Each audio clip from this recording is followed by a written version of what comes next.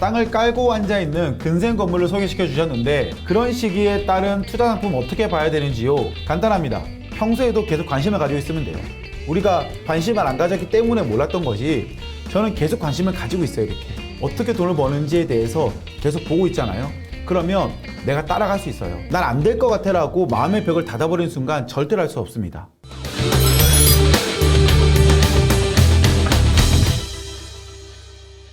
경락자금 대출 후 상가도 추가 대출 가능한가요? 가능합니다. 6에서 6개월 정도 뒤에. 하지만 감정 가격이 나와야 합니다. 경락자금 대출 받은 다음에도 추가 대출 가능하죠. 우리가 싸게 받았으니까는 최초 감정가로 한번 대출해달라 이런 거거든요. 아니면은 감정이 4억이 됐는데 여기 감정은 원래 6억이야. 그랬을 때 그 가격에 대출 가능하겠니? 라고 물어보는 거예요. 그랬을 때 대환대출도 가능하다. 그런데 그거는 바로 되는 게 아니고 최소 6개월, 길게는 1년 정도 돼야지만이 대환대출이 가능하다라고 알고 있습니다. 8평 상가에 저가형 프랜차이즈 카페 들어올 수 있는지 궁금해요.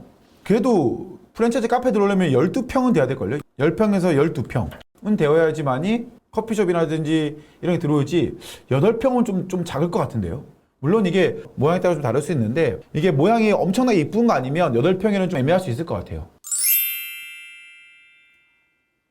많은 분들이 2억 있다면 어디 하면 좋겠나요 하시는데 저는 개인적으로 아파트 투자를 하지 않아요. 아니 못합니다. 안 하는 게 아니고 못합니다. 첫 번째로는요, 저는 개인적으로 가치 투자를 굉장히 힘들어하는 사람이기도 하고요. 두 번째로는 레버리지가 안 되는 투자를 한다는 것은 굉장히 힘들어해요. 저는 레버리지를 극대화해서 수익률을 최대화시키는 게 제 목표인데 근데 그게 주택은 힘들더라고요. 매도 시기요?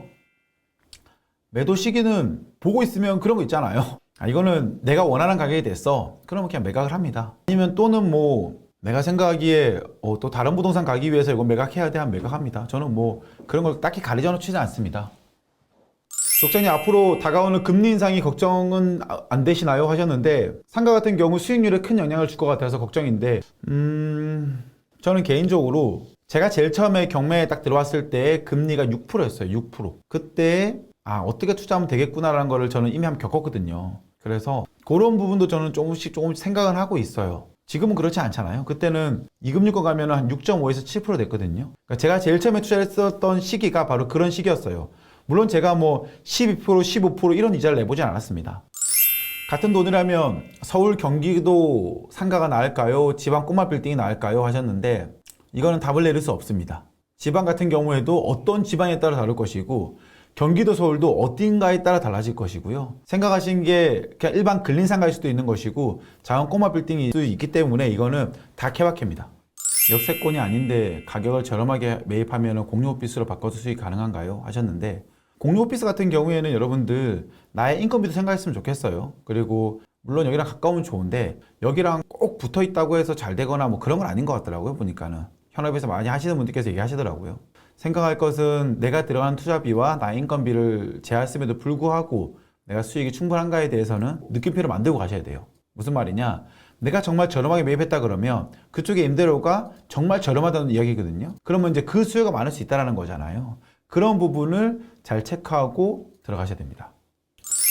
영상을 보면 지금은 이런 걸 해야 된다 하면서 땅을 깔고 앉아있는 근생 건물을 소개시켜 주셨는데 그런 시기에 따른 투자 상품 어떻게 봐야 되는지요? 하는 거는요, 간단합니다. 평소에도 계속 관심을 가지고 있으면 돼요. 우리가 관심을 안 가졌기 때문에 몰랐던 것이 저는 계속 관심을 가지고 있어요. 이렇게 중개사분들에게 커피도 보내드리고 밥도 함께 사드리고 감사도 인사도 잘하고 이러면서 저는 중개사분들과 좋은 관계를 계속 유지하고 있습니다. 그리고 좋은 물건도 많이 받아보고 있고요. 그 다음에 현지에 있는 부동산을 많이 다니면서 이 토지가 싸다 안 싸다 이제는 잡아야 될 타이밍이다 아니라는 거를 느낄 수 있습니다. 관심을 가지면요. 제가 늘 이야기 드리는 거 있죠. 우리가 지금은 근린상가를 보지만 그 다음 뭘 봐야 된다고요? 토지를 깔고 있는 근린시설, 꼬마 빌딩을 꼭 보셔야 될 거예요. 근데 제가 이야기를 하면 또 뭐라 그러냐면은 그건 제 거 아닌 것 같아요. 그건 언제예요? 하시는데 진짜로 내 마음속에 꼭 가지고 계십시오. 관심을 가지잖아요. 분명히 할 수 있습니다. 어떻게 돈을 버는지에 대해서 계속 보고 있잖아요. 그러면 내가 따라갈 수 있어요. 근데 저는 개인적으로 많은 사람들이 난 안 될 것 같아 라고 마음의 벽을 닫아버리는 순간 절대로 할 수 없습니다. 그래서 지금 많이들 보면은 뭐 강남의 근린상가 어떤가요? 물어보시는데 얼마인지 모르겠지만 꽤 비쌀 것 같거든요. 저는 그 돈이면은 서울에 조금 외곽이라 하더라도 저는 꼬마 빌딩을 살 것 같습니다.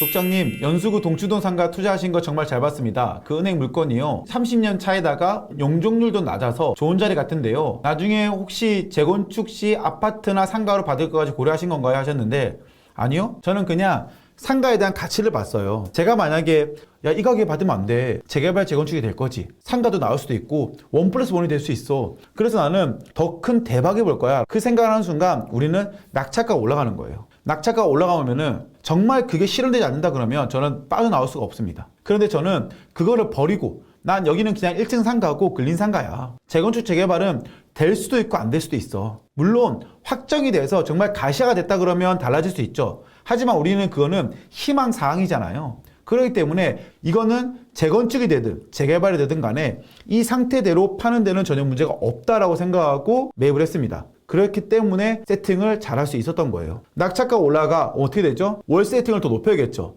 월세 세팅을 더 높인다는 건 무슨 말이죠? 임차인이 더 안 들어온다는 거죠. 임차인이 안 들어온다는 건 무슨 말이죠? 공실이 길어진다는 것이죠. 내가 생각하지 못했었던 그런 리스크에 베팅하는 것은요, 악의 구렁텅이로 몰아넣을 수 있는 거예요.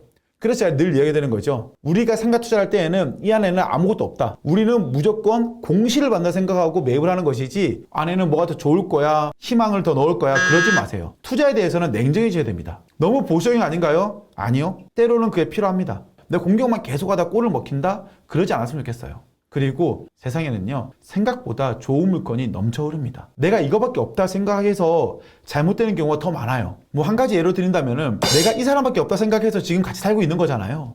그쵸? 와이프가 아까 잔다 그랬는데 아휴, 자는지 모르겠네요.